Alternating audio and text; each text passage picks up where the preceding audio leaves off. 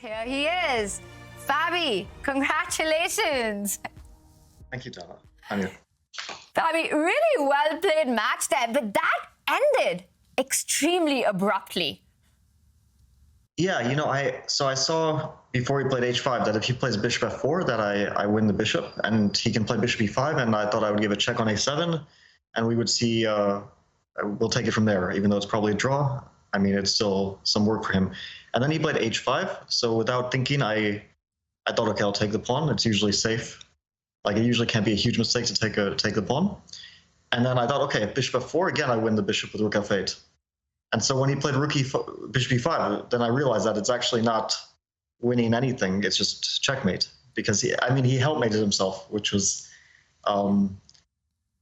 kind of ridiculous, kind of unexpected. Obviously very lucky for me, but yeah, it was probably the funniest way, at least from my point of view, that it could have ended. Did it take you a little time to just register what has happened, or were you watching out and rook f8 immediately played there? How shocked were you?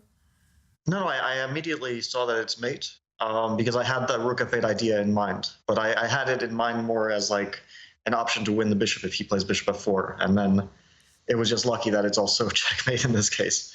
But yeah, I immediately saw it, and it took me kind of half a second to register that Hikaru blundered maiden one, because normally he doesn't blunder at all.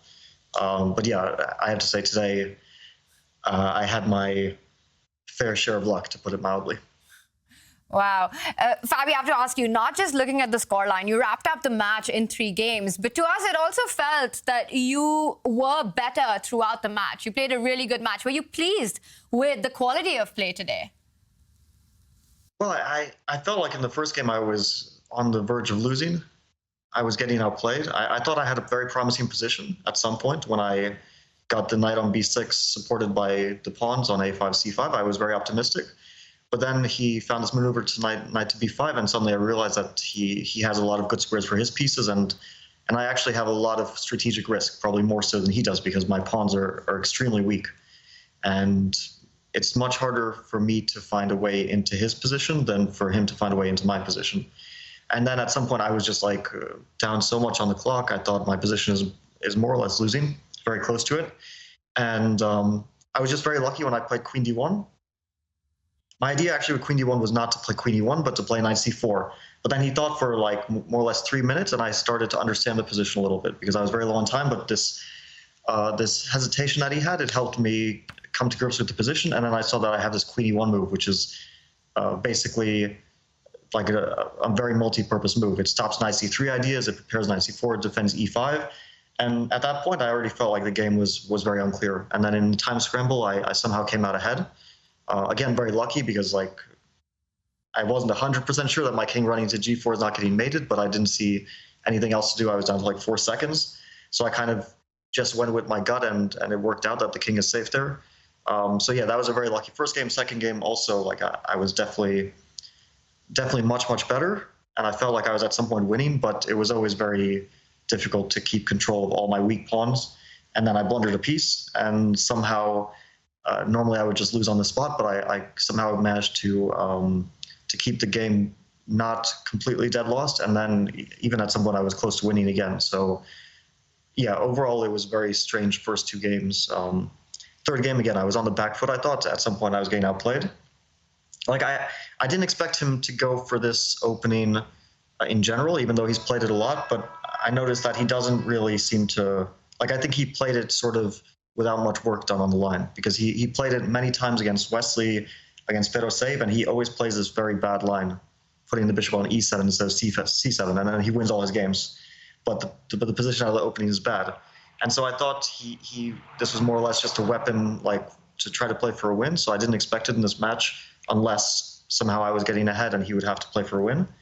And I kind of half prepared this d4 idea, and then he played a bad move, bishop c7, but I couldn't figure out how to punish it. And so, yeah, at some point I was getting much worse, and it was only he could have taken a draw. It was only his ambition, probably over-ambition, that led to a difficult position for him. And Fabi, congratulations. They say better lucky than good, but best, I say, to be lucky and good. And your performances recently have been improving in quicker time controls. But what does it mean to you to take down Liam or Temiev and then finally Hikaru back to back to back? Are you feeling good about your rapid play? Yeah, overall the result is amazing. I mean, all the matches were tough. I definitely needed a great deal of luck, and also I guess I am fighting quite well and keeping the matches close. Like all the matches have been very close. So yeah, it's been a dream run so far. I still think that it'll be a very, very tough final, but I have a rest day tomorrow, right? Am I right about that? Yeah. So that's great. I have 1 day to rest. Because like yesterday I was feeling physically like I injured myself and I was feeling physically terrible, and today I was starting to recover. So the rest day is much needed. Fabi, congratulations. That was a crazy epic match. Congrats to you. And of course, we knew something was wrong. We wanted to know what was up with the shoulder and stuff like that. But first off, get some glutamine and some protein, my guy, okay? Definitely, we go into the gym, we lift in heavyweight, we going to have to recover correctly. But what happened with the injury? What was that, an ice pack or something he was using? Well, this thing is I don't know if you can see it, but this is a hot pack. But I've been using the ice pack on it. I used it for about half an hour last night, and that really helped because yesterday it was like it was seriously painful. And this morning I woke up and it was much better. So I'm glad that it wasn't like I probably didn't tear anything if it's recovering very quickly. So it was probably just like overuse or something. I wasn't even lifting. I think I slept on it the wrong way, and I woke up and it was like in really bad pain. But thankfully it's recovering rather quickly. And Fabiano, I'm just curious, during these games, do you have the cameras on? Were you watching Hikaru's expressions during some of these matches? No, I never check because it feels more like a distraction from the game, and I already feel rather overwhelmed, especially when it gets into time trouble phase. So I don't want to distract myself with Hikaru's expressions, although I'm sure they were very entertaining. You're absolutely right on that, Fabi. But I have to ask you before we let you go that tomorrow is a much-needed rest day before the grand final for you. How are you going to spend it? How will you unwind? Yeah, I think I'll just try to get some nature in, like some walking. I've been spending most of the past few days inside because usually after playing, I'm not in like I don't have all the energy in the world to do something physical. So I might try to go outside and enjoy the good weather here. It's been getting seriously warm after a really cold period. So like yesterday was over 80 degrees and today similarly. So I'll probably do that and I'll watch the games very closely. The matches, I guess it'll be a couple of tough matches. I guess Levon and Magnus are playing to decide who plays Hikaru, right? Is that the... Yes. Okay. So yeah, it'll be very tough matches. But one thing that I'm glad that I disrupted is that there won't be another Magnus Hikaru final. At least that's out of the books for this one. Yeah, in fact, it was Robert who said it on day one that he was predicting that we won't have a final between Magnus and Hikaru. Fabi, I have to ask you, do you have a preference who you'd want to meet in the grand final? Well, okay. I mean, generally speaking, Magnus is the strongest player, but he hasn't shown like his best chess in this event so far, I think. Although he's still in it and won a bunch of good matches. And including today, I think like the first game he played against Wesley was very, very impressive.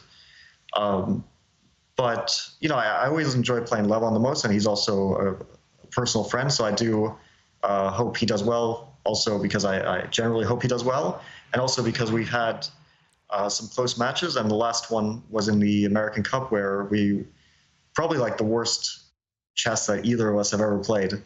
But we ended up in Armageddon and he won, so I also would like to take a little bit of revenge for that. Nice. Fabi, you played awesome chess in the Chessable Masters so far. Have a good rest day, and we'll see you in the grand final. Thank you.